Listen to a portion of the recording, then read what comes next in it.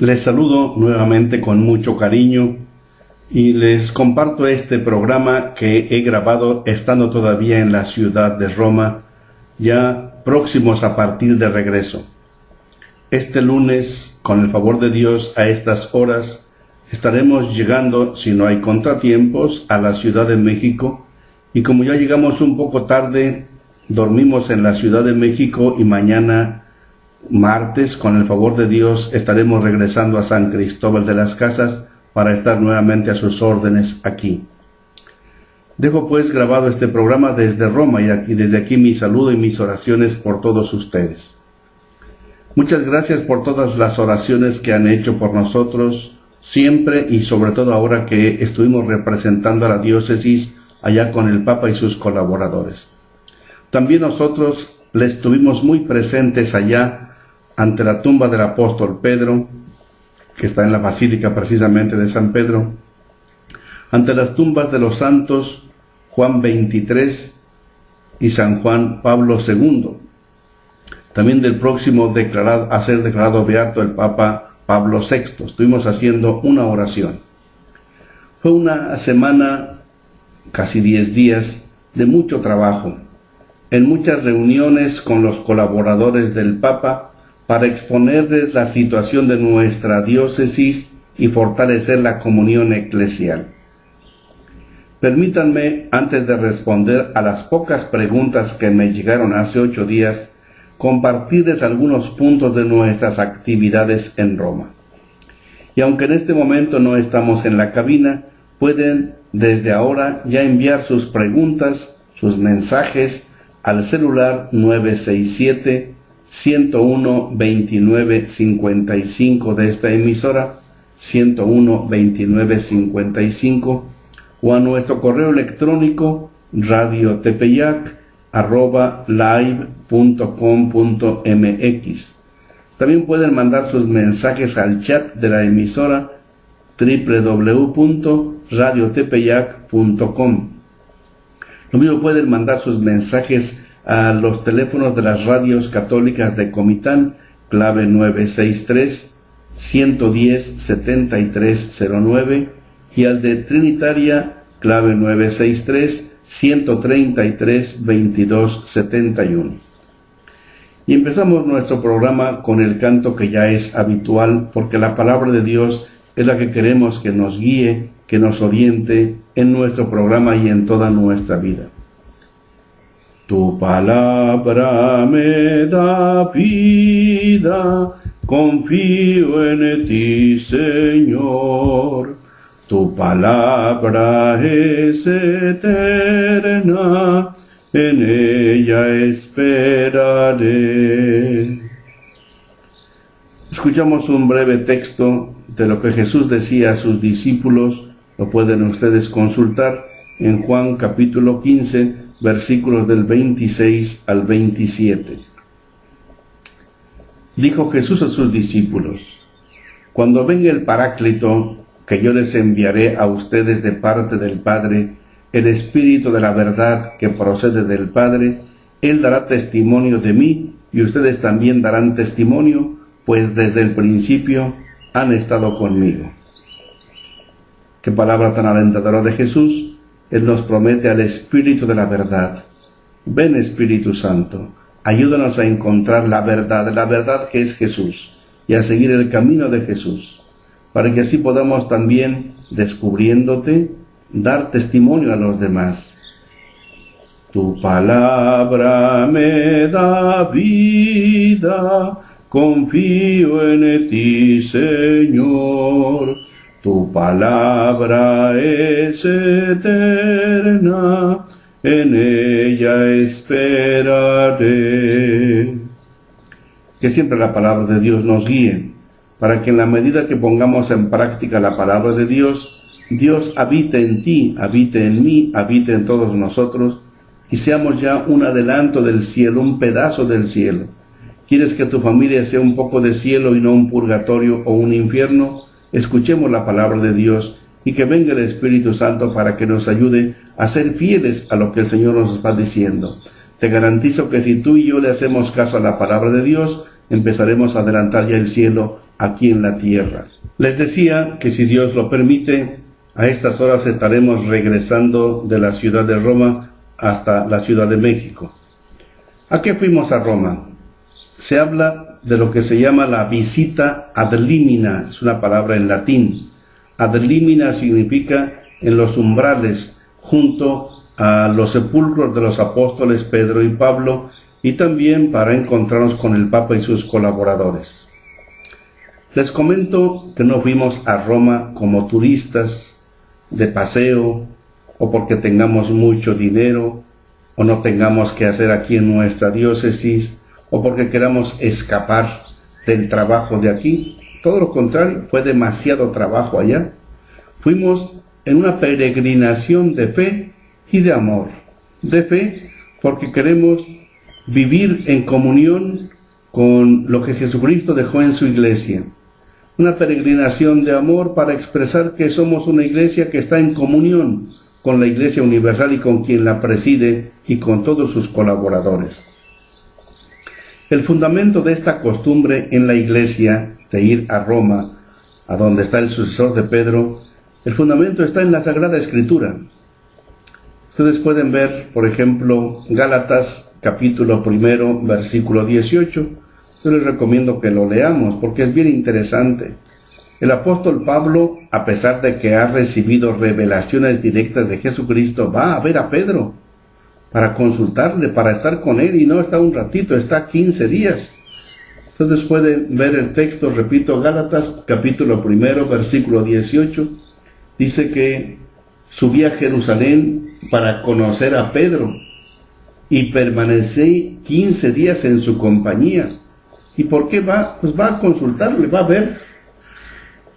Después repite lo mismo, en Gálatas capítulo 2, versículo 1, dice, después de 14 años subí nuevamente a Jerusalén para consultar ahí a los que eran considerados los principales, que eran Pedro, Santiago y Juan, y dice Pablo, les expuse el evangelio que proclamo ante los gentiles para saber si habría corrido en vano. Y en el versículo 9, Gálatas 2:9, Santiago, Pedro y Juan, que eran considerados las columnas de la iglesia, nos dieron la mano en señal de comunión. Es una costumbre, repito, que tiene sus raíces bíblicas. Pueden ver capítulo 15 del libro de los Hechos de los Apóstoles, cuando hay conflictos entre los creyentes, pues van a consultar a Pedro, porque a Pedro dejó Jesucristo como cabeza de su iglesia. Está muy claro en muchas citas bíblicas, capítulo 16 de San Mateo, capítulo 21 de Juan. Ustedes pueden ver con mucha claridad cuando Jesús confirma esta misión en Lucas capítulo 22, cuando le confían a Pedro esta misión de confirmar en la fe a los hermanos. Por tanto, no vamos a Roma solo por cuestión de burocracia o de trámite o obligados, no, vamos por fe y por comunión. Pero repito, estamos viviendo la misma experiencia que encontramos en la Biblia de buscar a Pedro, porque Pedro es el que toma la palabra, toma la última decisión. Nosotros vemos en el Papa al sucesor de Pedro, y esto es una gran riqueza en la iglesia, que no cada quien inventa la diócesis como quiera, no hace su propia iglesia, no funda cada quien su iglesia, no hace iglesitas a cada rato por todos lados. Somos una y sola iglesia, y la unidad gira en torno al sucesor de Pedro, que es el Papa. Por eso todos los obispos de México hemos venido a Roma, nos dividieron en 3 grupos, el primer grupo en la segunda semana de mayo, el tercer grupo la tercera semana de mayo, que somos nosotros, el cuarto grupo la última semana de mayo, empiezan hoy y terminan el próximo sábado 31. Hemos venido por regiones para consultar al Papa. El Papa Francisco nos recibió a un grupo el sábado 17 de mayo y estuvo con nosotros casi 2 horas. Estábamos los obispos de Chiapas, de Veracruz, de Oaxaca y de la provincia de Tlalnepantla.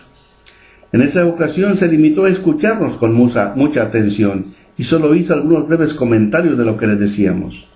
Nos insistió en estar muy cerca de los migrantes y de tantas personas que sufren. Luego el lunes 19 nos recibió a todos los obispos del país y les comparto ahora el mensaje que él nos dirigió para que ustedes tengan en cuenta las palabras completas del mensaje del Santo Padre. Les comparto lo que nos dijo el Santo Padre Francisco hace 8 días, lunes 19. Llegó a las 12 horas como estaba previsto, donde ya estábamos reunidos todos los obispos allí en el Vaticano. Y nos entregó por escrito su discurso y prefirió no leerlo, sino dijo estas palabras introductorias. Les agradezco la visita. Gracias al presidente de la conferencia episcopal, el cardenal Robles. El memorial que yo firmé se los van a dar a cada uno escrito. Así los puedo saludar uno por uno como despedida. Gracias por la cercanía de ustedes. Yo aprendí mucho de lo que me iban diciendo. Me quedaron preocupaciones serias de las iglesias de ustedes. Algunas sufren mucho los problemas que el señor cardenal acaba de mencionar. Son problemas serios, pero veo que las iglesias de ustedes están como consolidadas sobre un cimiento muy fuerte. En ustedes parece que es más fuerte la Madre del Señor, y eso es muy importante, muy importante. María no nos va a dejar solos frente a tantos problemas dolorosos. Parte de sus hijos que cruzan la frontera, todos los problemas de la inmigración, los que no llegan al otro lado. Son hijos que mueren, muertos por sicarios alquilados. Todo ese problema serio de la droga que hoy en día se está ofreciendo muy seriamente. O cuando un campesino te dice, ¿y qué quieres que haga? Si cultivando maíz, vivo todo el mes, pero cultivando amapola, vivo todo el año. Y ustedes con su pueblo, siempre. Por eso la única recomendación que yo les diría es esta, de corazón. Las escritas son también de corazón, pero esta es más del corazón. La doble trascendencia. Trascender en la oración al Señor. No dejen la oración. Ese negociar con Dios del obispo con su pueblo. No lo dejen. Y la segunda trascendencia. Cercanía con su pueblo. Esas dos cosas. Adelante, y con esta doble tensión, adelante. Y recen por mí, que yo rezo por ustedes, y muchas gracias. Y después de este breve saludo, ya nos fue a cada quien saludando personalmente y diciéndonos algunas palabritas. Pero es importante que tomemos en cuenta su discurso escrito que nos entregó, porque dice cosas sumamente importantes para todos nosotros. Queridos hermanos en el episcopado, nos dijo, reciban mi más cordial bienvenida con motivo de la visita ad limina apostolorum. Agradezco las amables palabras que el cardenal José Francisco Robles, arzobispo de Guadalajara y presidente de la Conferencia del Episcopado Mexicano, me ha dirigido en nombre de todos como testimonio de la comunión que nos une en el auténtico anuncio del Evangelio.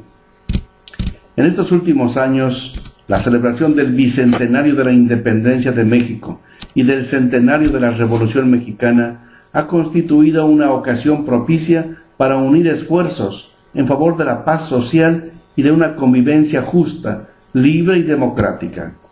A esto mismo los animó mi predecesor Benedicto XVI, invitándolos a no dejarse amedrentar por las fuerzas del mal, a ser valientes y trabajar para que la savia de sus propias raíces cristianas haga florecer su presente y su futuro. Esto nos lo dijo el Papa Benedicto en León, Guanajuato, el 26 de marzo de 2012. Y sigue diciendo el Papa en su escrito, como en muchos otros países latinoamericanos, la historia de México no puede entenderse sin los valores cristianos que sustentan el espíritu de su pueblo. No es ajena a esto Santa María de Guadalupe, patrona de toda América, que en más de una oportunidad, con ternura de madre, ha contribuido a la reconciliación y a la liberación integral del pueblo mexicano, no con la espada y a la fuerza, sino con el amor y la fe. Ya desde el principio, la Madre del verdaderísimo Dios por quien se vive, pidió a San Juan Diego que le construyera una casita en la que pudiera acoger maternalmente tanto a los que están cerca como a los que están lejos, como se dice en el Nican Mopohua número 26. Y sigue escribiéndonos el Papa. En la actualidad, las múltiples violencias que afligen a la sociedad mexicana, particularmente a los jóvenes, constituyen un renovado llamamiento a promover este espíritu de concordia a través de la cultura del encuentro, del diálogo y de la paz. A los pastores no compete ciertamente aportar soluciones técnicas o adoptar medidas políticas que sobrepasan el ámbito pastoral. Sin embargo, no pueden dejar de anunciar a todos la buena noticia, que Dios en su misericordia se ha hecho hombre y se ha hecho pobre y ha querido sufrir con quienes sufren para salvarnos. La fidelidad de Jesucristo no puede vivirse sino como solidaridad comprometida y cercana con el pueblo en sus necesidades, ofreciendo desde dentro los valores del Evangelio. Y nos dice el Papa: conozco vuestros desvelos por los más necesitados, por quienes carecen de recursos, los desempleados, los que trabajan en condiciones infrahumanas, los que no tienen acceso a los servicios sociales, los migrantes en busca de mejores condiciones de vida, los campesinos. Sé de vuestra preocupación por las víctimas del narcotráfico y por los grupos sociales más vulnerables y del compromiso por la defensa de los derechos humanos y del desarrollo integral de la persona. Todo esto, que es expresión de la íntima conexión que existe entre el anuncio del Evangelio y la búsqueda del bien de los demás, coopera, sin duda, a dar credibilidad a la Iglesia y relevancia a la voz de sus pastores. Y nos decían: no tengan reparo en destacar el inestimable aporte de la fe a la ciudad de los hombres para contribuir a su vida común. En este contexto, la tarea de los fieles laicos es insustituible. Su apreciada colaboración intraeclesial no debería implicar merma alguna en el cumplimiento de su vocación específica, transformar el mundo según Cristo. La misión de la Iglesia no puede prescindir de los laicos, que sacando fuerzas de la palabra de Dios, de los sacramentos y de la oración, vivan la fe en el corazón de la familia, de la escuela, de la empresa, del movimiento popular, del sindicato, del partido y aún del gobierno, dando testimonio de la alegría del Evangelio. Los invito a que promuevan su responsabilidad secular y les ofrezcan una adecuada capacitación para hacer visible la dimensión pública de la fe. Para eso, la doctrina social de la Iglesia es un valioso instrumento que puede ayudar a los cristianos en su diario afán por edificar un mundo más justo y solidario. Y continúa diciendo el Papa en su escrito que nos dejó a los obispos mexicanos: de esta forma, es decir, con la formación de los laicos, hombres y mujeres, se superarán también las dificultades que surgen en la transmisión generacional de la fe cristiana.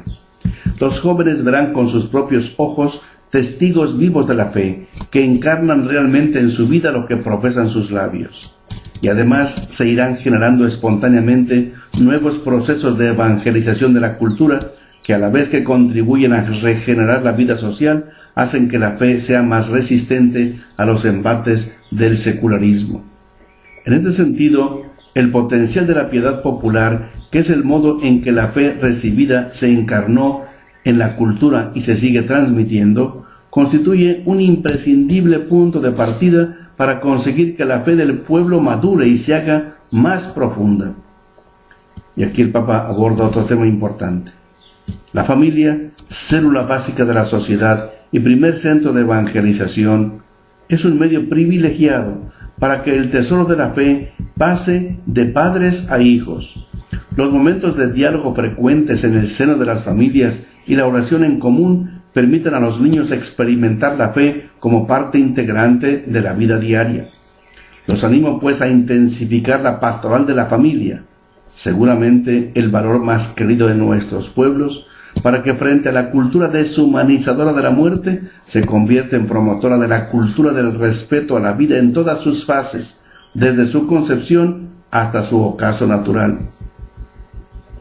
En la hora presente, en la que las mediaciones de la fe son cada vez más escasas, la pastoral de la iniciación cristiana adquiere un relieve especial para facilitar la experiencia de Dios.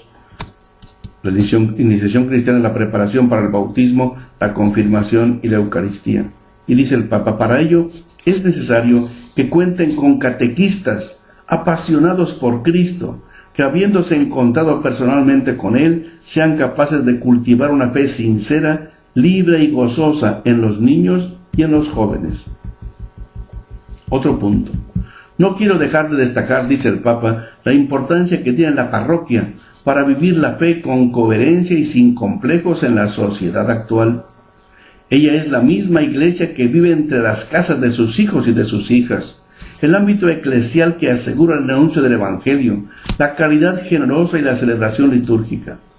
En esta tarea, los sacerdotes son sus primeros y más preciosos colaboradores para llevar a Dios a los hombres y a los hombres a Dios. Además, el promover espacios de formación y capacitación permanente, no olviden el encuentro personal con cada uno de los sacerdotes para interesarse por su situación, alentar sus trabajos pastorales y proponerles una y otra vez como modelo de palabra y con el ejemplo a Jesucristo sacerdote, que nos invita a despojarnos de los oropeles de la mundanidad, del dinero y del poder. No se cansen, dijo el Papa, de sostener y acompañar en su camino a los consagrados y consagradas, los religiosos, las religiosas. Ellos, con la riqueza de su espiritualidad específica y desde la común tensión a la perfecta caridad, pertenecen indiscutiblemente a la vida y santidad de la Iglesia. Por tanto, su integración en la pastoral diocesana es también incuestionable, como centinelas que mantienen vivo en el mundo el deseo de Dios y lo despiertan en el corazón de tantas personas con sed de infinito. Finalmente, dice el Papa, pienso con esperanza en los jóvenes que sienten el llamado de Cristo. Cuiden especialmente la promoción, selección y formación de las vocaciones al sacerdocio y la vida consagrada. Son expresión de la fecundidad de la Iglesia y de su capacidad de generar discípulos y misioneros que siembren en el mundo entero la buena simiente del reino de Dios. Queridos hermanos, dice el Papa, me alegra ver que en sus planes pastorales han asumido las indicaciones de Aparecida, de la que en estos días se cumple el 7º aniversario, destacando la importancia de la misión continental permanente que pone toda la pastoral de la Iglesia en clave misionera y nos pide a cada uno de nosotros crecer en decisión y valentía. Así podremos dar testimonio de Cristo con la vida también entre los más alejados y salir de nosotros mismos a trabajar con entusiasmo en la labor que nos ha sido confiada, manteniendo a la vez los brazos levantados en oración, ya que la fuerza del Evangelio no es algo meramente humano, sino prolongación de la iniciativa del Padre que ha enviado a su Hijo para la salvación del mundo. Y antes de concluir, dijo el Papa, antes de despedirme, les ruego que lleven mi saludo al pueblo mexicano. Pidan a sus fieles que recen por mí, pues lo necesito. Y también les pido que les lleven un saludo mío, saludo de hijo, a la Madre de Guadalupe. Que ella, estrella de la nueva evangelización, los cuide y los guíe a todos hacia su divino Hijo. Con el deseo de que la alegría de Cristo resucitado ilumine sus corazones, les imparto la bendición apostólica. Hasta aquí el mensaje del Papa que nos entregó escrito y que les compartimos a ustedes para que estén enterados de lo que el Papa nos dijo. Finalmente, en cuanto a información sobre nuestra visita a Roma, que se llama visita ad limina apostolorum, es decir, a los umbrales, a los sepulcros de los apóstoles Pedro y Pablo, y para encontrarnos con el Papa, les comparto que otro momento importante fueron las reuniones de trabajo con los organismos más importantes que le ayudan al Papa para el servicio de la Iglesia Universal.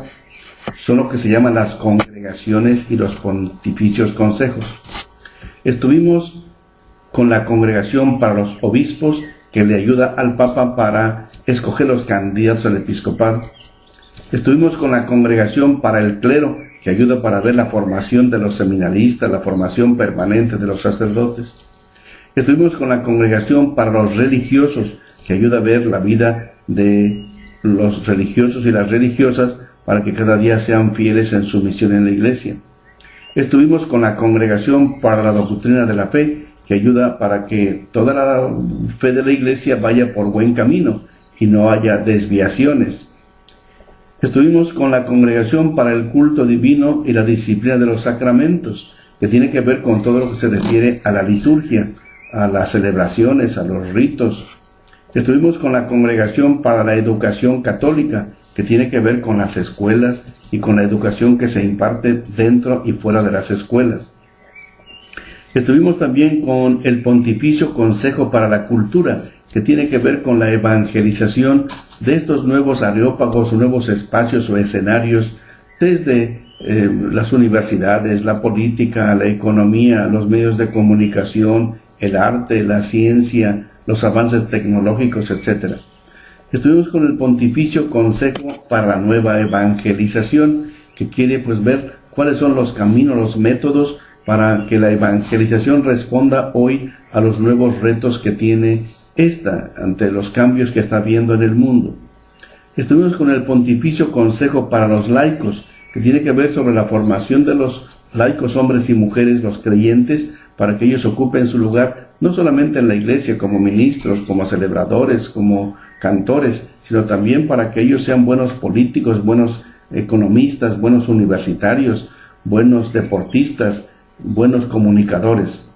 Estuvimos también con el Pontificio Consejo para los Migrantes, que nos ayuda a reflexionar sobre la atención pastoral a tanta gente que pasa por las tierras, pero también a los que trabajan en los aeropuertos, en los aviones, en los barcos, los que andan en los circos, en las ferias, los que andan en las calles, en las carreteras. Es decir, es un trabajo muy intenso que se lleva en la iglesia por muchos ámbitos de la vida social y de la vida clerical. Pero también les quiero compartir lo que afortunadamente pudimos lograr después de mucho tiempo. Y es que el sábado pasado, al terminar la reunión con la Congregación para el Culto Divino, el cardenal prefecto de la misma, cardenal Antonio Cañizares Llovera, me entregó la carta que me autoriza a ordenar nuevamente más diáconos permanentes en nuestra diócesis. Es una gran noticia y un esperanzador regalo de Dios que no me cansaré de agradecer al Espíritu Santo y a sus mediaciones, en particular la personal intervención del Papa Francisco y de otros de sus ayudantes. Les recuerdo que desde el diciembre pasado, el día 12, en que nos recibió en audiencia privada el Papa, le presenté 5 peticiones. Nombrar a Monseñor Enrique Díaz Díaz como nuestro coadjutor, y ya lo concedió.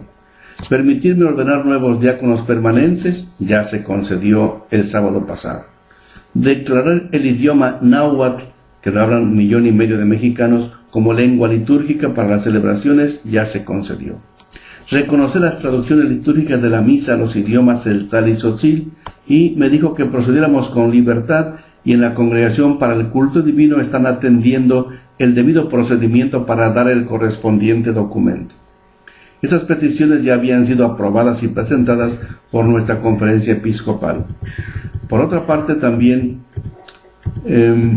les comparto que la 5ª petición fue autorizar que unos diáconos permanentes viudos de nuestra diócesis puedan volverse a casar, porque no lo pueden hacer hasta que el Papa les pueda dar ese permiso, y esto está a punto de concederse. Falta solo algún procedimiento canónico. Por tanto, el diálogo eclesial ha dado sus frutos. Hemos pasado pruebas, incomprensiones y desconfianzas dolorosas, pero la paciencia, la constancia, la obediencia filial, la humildad para reconocer nuestras fallas y sobre todo la convicción de vivir en comunión con quien preside la caridad en la Iglesia Universal y con sus colaboradores, con Pedro y bajo Pedro, nos confirman en el camino de ser una iglesia sí autóctona, es decir, que se encarna en una situación muy particular, pero siempre en comunión y bajo la guía del Espíritu Santo. A Dios sea la gloria y la alabanza por este nuevo momento de la diócesis. No faltó quien me aconsejara rupturas y proceder al margen de estos largos y sufridos procedimientos, pero mi convicción es de que los obispos no somos dueños de las diócesis, sino solo servidores de Jesucristo y de su Iglesia, a la que hemos consagrado nuestras vidas. Solo hemos de hacer lo que nos corresponde y cada quien tiene su propia responsabilidad.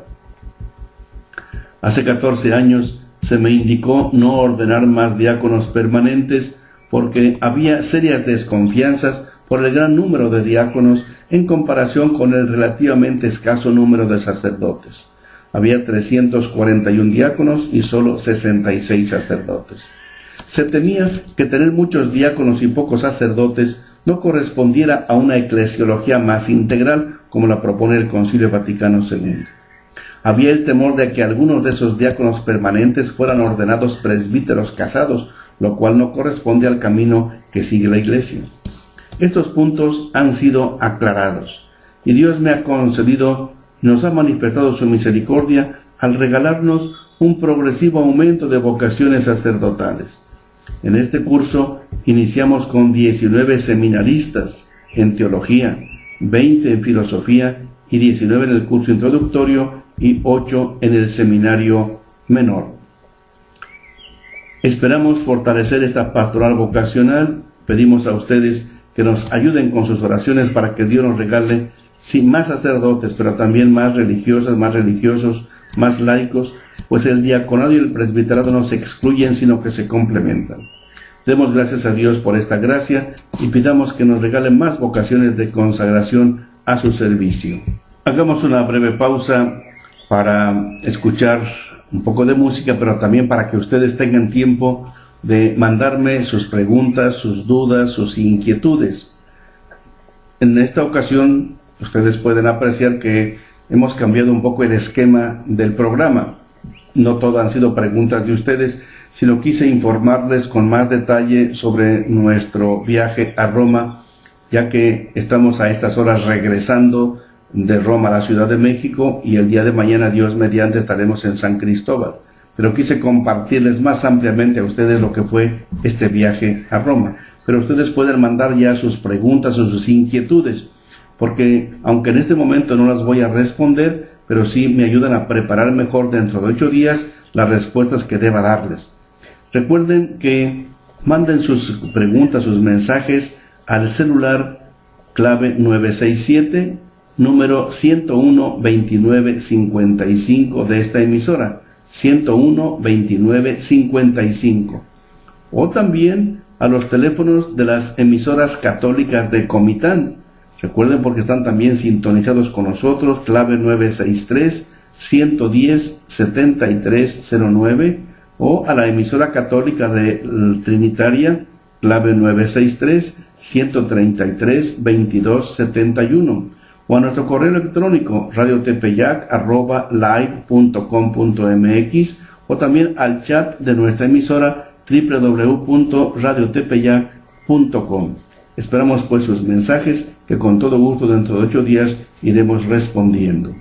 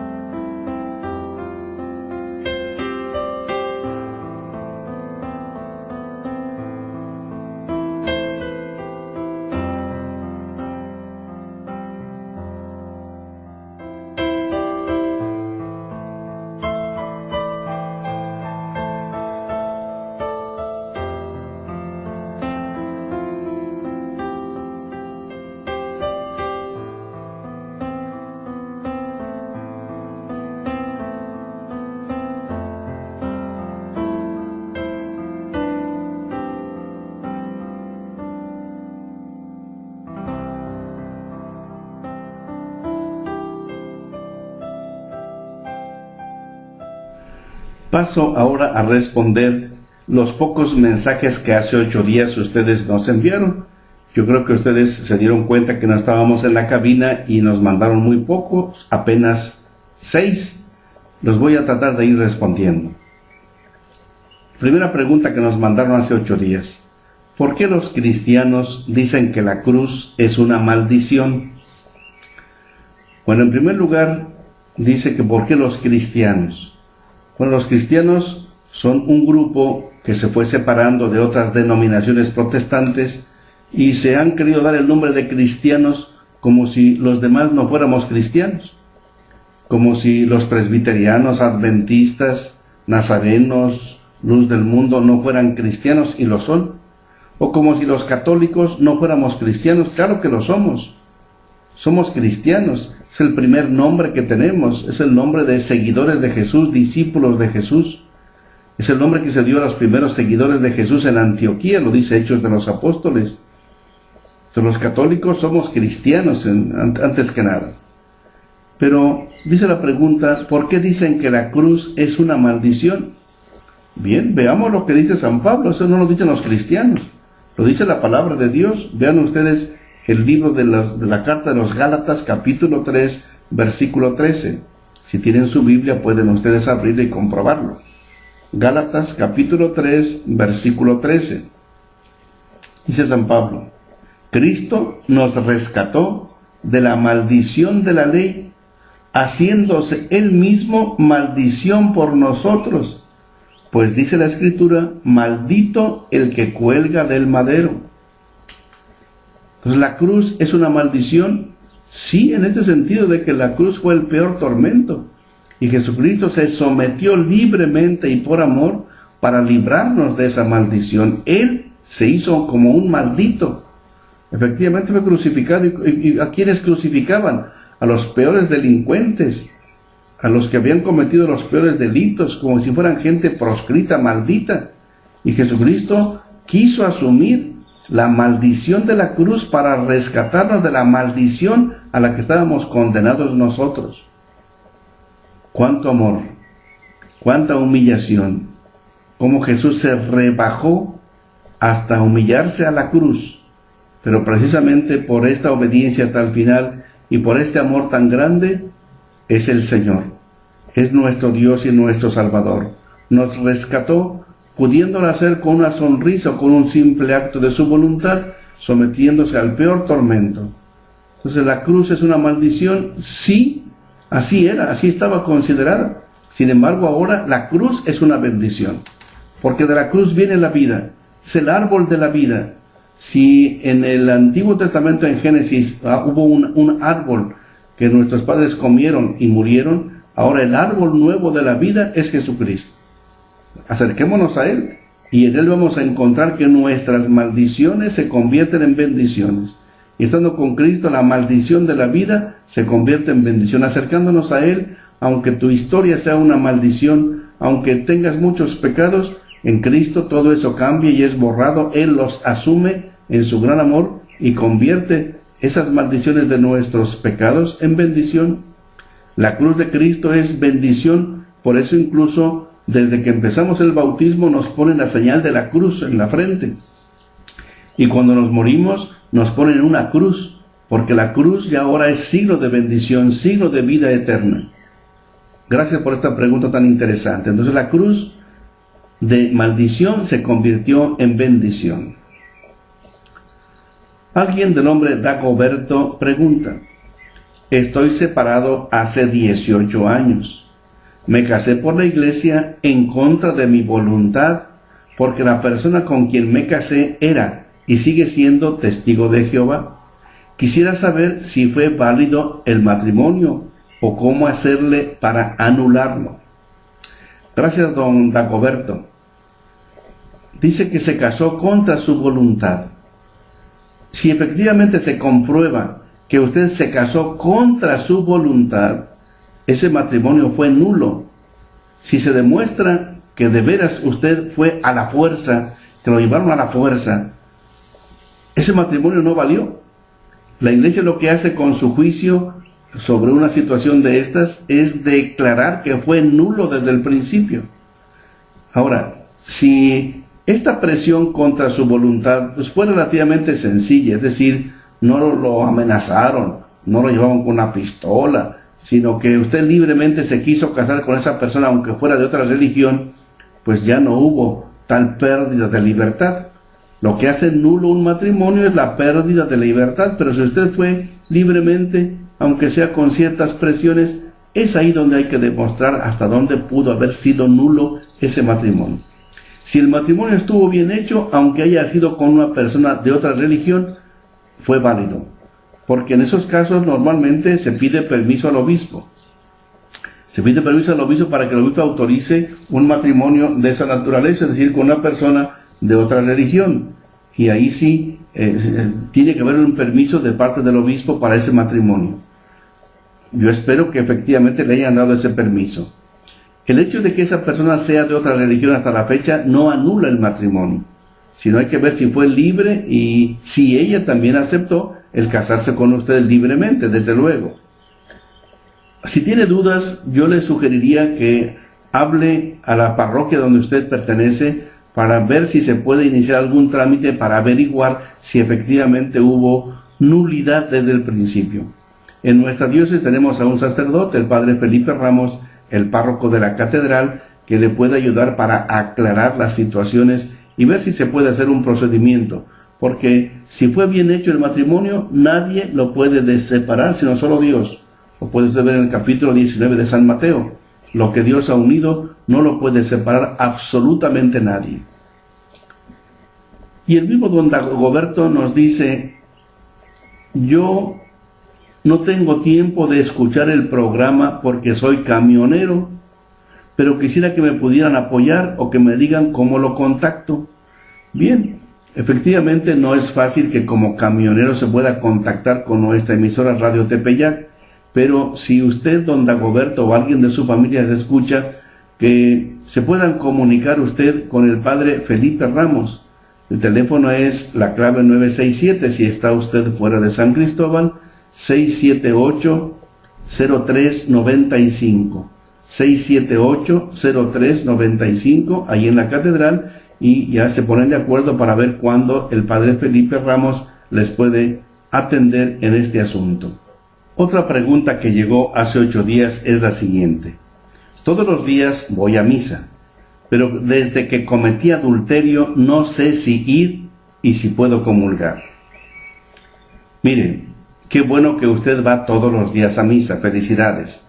Cuando uno descubre la importancia, la belleza de la misa, ya procuramos no perdérnosla ningún día, siempre y cuando sea posible. Felicidades por esta su devoción a la Eucaristía, que es básica y fundamental. Si usted cometió adulterio, haga una buena confesión. Pídale perdón a Dios para que Dios, por medio del sacerdote, le pueda dar la absolución de su pecado y puede comulgar. Todos somos pecadores, quien de una forma, quien de otra, quien más, quien menos. Nadie somos dignos, todos somos pecadores, somos frágiles y necesitamos la misericordia del Señor Dios. Haga una buena confesión, repito, haga una buena confesión y acérquese y pueda comulgar, pero no deje de acercarse al Señor Dios. El Señor Jesucristo vino precisamente por los pecadores. ¿Para qué? Para perdonarnos, para levantarnos, para animarnos y que para que podamos ya no volver a caer. En la Eucaristía va usted a encontrar la fuerza para ya no volver a caer, porque somos débiles, las tentaciones son muchas. El pecado nos busca cada rato. San Pedro dice que el pecado, que el demonio es como un león rugiente que anda buscando a quien devorar. Acérquese usted, acérquese y verá que sí va a continuar en la gracia del Señor Dios. El señor Eber y su familia nos mandó un mensaje diciéndonos que nos escuchan en Comitán y que le gusta el programa. Y dice: éxito en su misión y a quienes hacen el programa. Muchas gracias, don Eber y su familia. El programa lo hacemos pues entre todos. Hoy me tocó estar solo. Hoy aquí en Roma, donde estoy grabando el programa, no está una persona que me acompañe como siempre lo hace cada 8 días. Pero la licenciada Male siempre nos acompaña. Pero aquí tenemos a Edmundo, que es el técnico aquí en la cabina. Entonces, que Dios nos ayude para que podamos ser buenos servidores. Y la última pregunta que llegó hace 8 días, repito que fueron muy pocas, es de Cristina de Nachig y dice: ¿es lo mismo ser católico que ser sabático? De ninguna manera, Cristi, de ninguna manera. El sabático sigue a Jesucristo, procura vivir de acuerdo con la palabra de Dios, pero insiste mucho que el día de descanso, el día de la fiesta principal es el sábado. Y se basa en muchos textos de la Biblia, desde el Génesis, el Éxodo y en muchísimos lugares de la Biblia donde se habla de la importancia del sábado. Jesucristo mismo iba en sábado a la sinagoga, los apóstoles igualmente. Pero todo cambió cuando Jesucristo, en vez de glorificar el sábado, cambió. ¿Por qué? Porque no resucitó el sábado, sino pasado el sábado. Ahí los textos de los evangelios son muy claros. Los 4 evangelios coinciden que Jesucristo resucitó al terminar el sábado, al empezar el primer día de la semana, que en aquellos tiempos se podría ser como un lunes para nosotros, pero que con el tiempo fue cambiando y se le dio el nombre de domingo, día del Señor. En la Biblia solamente aparece en Apocalipsis 1:10 la palabra domingo, en el día del Señor. Domingo significa día del Señor. ¿Y por qué en ese día? Porque Jesucristo decidió resucitar ese día y santificó ahora ya no el sábado sino el domingo. Pero los primeros cristianos poco a poco fueron comprendiendo la importancia de ese cambio tan fundamental y ellos ya estuvieron celebrando el domingo. Usted puede ver en Hechos de los Apóstoles capítulo 20 versículo 10 cómo se nos dice que el primer día de la semana, estando nosotros reunidos para la fracción del pan, Pablo alargó su discurso, etc. 1 Corintios capítulo 16, ya San Pablo habla de esto, de la reunión de los domingos, de los días de cada 8 días. Y repito, Apocalipsis 1:10 habla que en el día del Señor, y de ahí viene la palabra domingo.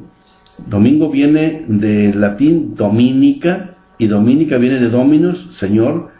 En griego se dice ente kyriake emera. Kyrios es el Señor, emera es el día, en el día del Señor. Y de ahí pasó a los diferentes idiomas y hoy lo tenemos ya en la palabra domingo. Por tanto, Cristina, no es lo mismo ser católico que ser sabático.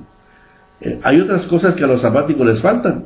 Ellos no quieren a la Virgen, no quieren los santos. Y Jesucristo dice que quiere que seamos todos santos. La misma palabra de Dios habla a los apóstoles, dicen saluden a los santos que están allá en Roma. Y a los santos eran todos los creyentes. Entonces Dios quiere que seamos santos. ¿Cómo vamos a rechazar a los santos? ¿Cómo vamos a rechazar a la Virgen María? La Virgen María está reconocida por Dios mismo en la voz del arcángel Gabriel como la llena de gracia. Isabel, llena del Espíritu Santo, le llama bendita tú entre todas las mujeres. ¿Cómo no vamos a querer a la Santísima Virgen María? Y luego al Papa, que nos ayuda a centrarnos en la unidad de la fe, para que no cada quien ande haciendo sus diferentes iglesias. Por tanto, Cristi, no es lo mismo ser católico que ser sabático. Todo lo que tienen los sabáticos de bueno lo tenemos nosotros, pero hay el cambio fundamental del sábado al domingo. Pero todo lo demás, la palabra de Dios, la Sagrada Escritura, la fe, la caridad, pues todo eso lo tenemos también nosotros en nuestra religión. Bien, recuerden pues que manden sus preguntas, sus mensajes para que dentro de 8 días yo ya les pueda responder con todo cariño. Recuerden la clave 967-101-2955. 101-2955 o las demás aplicaciones que ustedes ya conocen de nuestra emisora Radio Tepeyac. Vamos concluyendo nuestro programa agradeciendo su atención y entonando el canto con el que siempre concluimos. El Señor es mi luz y mi salvación, el Señor es la defensa de mi vida. Si el Señor es mi luz, ¿a quién temeré? ¿Quién me hará temblar? Les invito a que lo cantemos juntos. El Señor es mi luz y mi salvación, el Señor es la defensa de mi vida. Si el Señor es mi luz, ¿a quién temeré? ¿quién me hará temblar? Muchas gracias por su atención y que el Señor nos colme de sus bendiciones. Y la bendición de Dios Todopoderoso, Padre, Hijo y Espíritu Santo, descienda sobre ustedes y les acompañe siempre.